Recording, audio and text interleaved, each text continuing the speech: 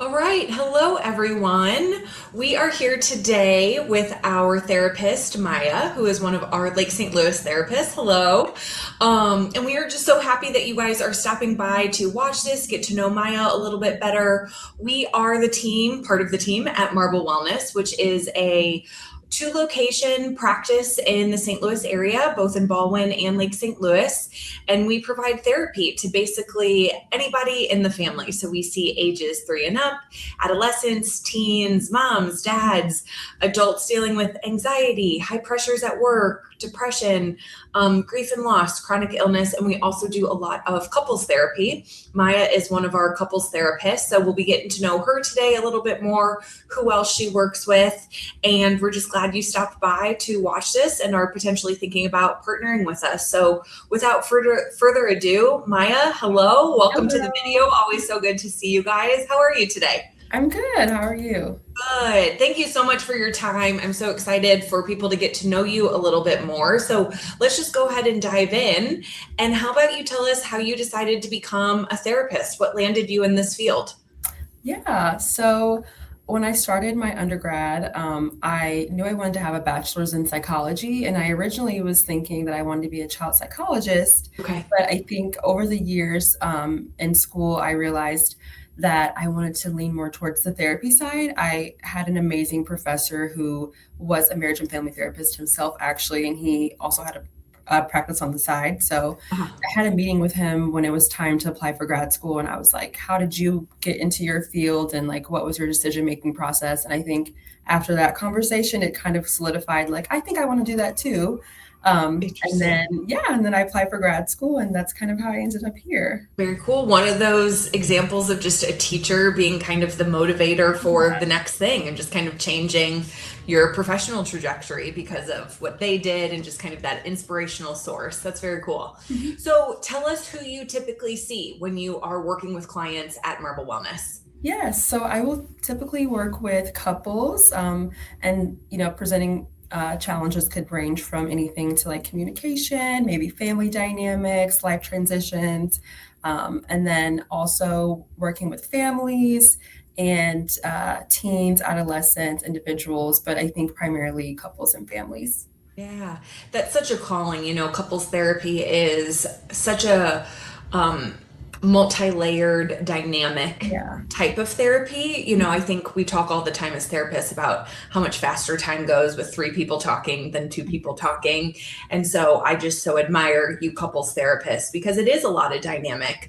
But I'm so glad people like you exist that have this passion and this desire to help couples because you're right. Something like a communication issue can really be enough to derail a relationship for a Mhm. little while, or a life transition, which can just be your kids getting to a different age and stage, or parents passing away, or a health diagnosis. So, whatever the challenge is, it's not uncommon for a couple to need to reach out to just get some expert help for overcoming that hurdle and getting back to each other. Yes. But the family therapy piece is also really interesting. Tell us, when a family lands in your office, is that typically little kids and their parents? Is it adult children and their parents? What do those rooms look like for the family members? Yeah, a little bit of both. I think I have a strong passion for adult children and their parents and trying to work through some things like you said with those life transitions. Maybe they're in the launching stage and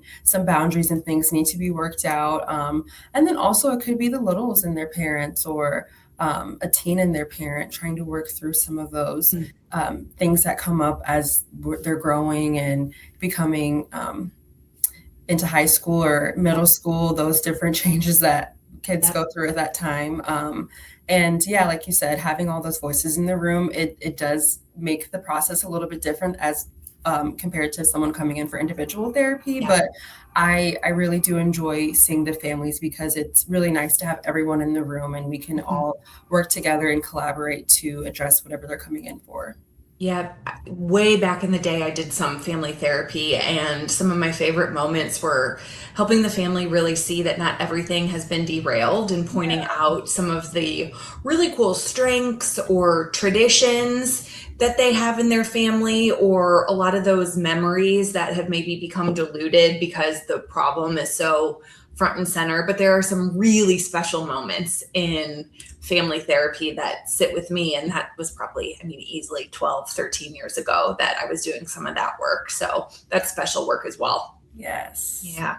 So when somebody's sitting across from you, couple, family, or individual, what kind of experience do they have in therapy? What are you like in the therapy room? How do you like to work with people? Tell us about kind of your process. Yes, I think I am a very warm therapist. I'm very collaborative. I like to get the client's input, check in, get some feedback, see how they're feeling. I think therapy can be daunting, Yeah. especially if we come in not knowing what to expect. So, those first few sessions is really just trying to break down those barriers so the client feels safe enough to open up to me. It is hard to open up to a stranger and kind of Absolutely. yeah, just come in and not really know how it's going to go. So Mhm. I think I really draw on rapport and building that relationship early on in our session so that they feel like, okay, I can talk to her, I can open up, and this is a place that I want to come back to.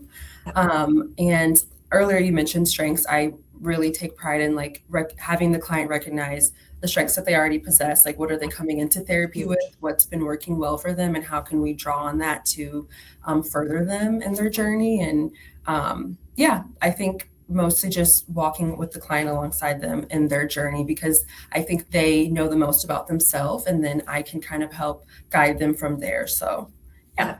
Yeah, I'm glad to hear you talk about getting feedback too, because I think a lot of clients, it is such a weird relationship when you really think of it. It's just such a unique place where somebody's telling you so much, and we keep our own personal stuff out of the therapy room, so it can truly be about the client, but that means that the client sometimes doesn't always know when they can speak up or who's in charge of this process.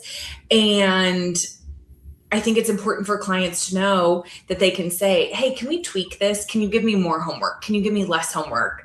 Can we take a break from this topic for a little while? I'm worn out. This other thing is more pressing. Mhm. Um, and so I think it's great that you made sure to say that, because I think it can help clients realize we can pivot, we can tweak Yeah. things, especially when that relationship is there. Let me know how it's going, because I have an arsenal of tools. So if Yeah. I know that this one really maybe isn't going as well as what I perceive it to be, I've got other stuff. Let me bring it in. So I'm glad to hear you just put that out there and give clients that permission to just bring that up. Right. Yeah. Yes.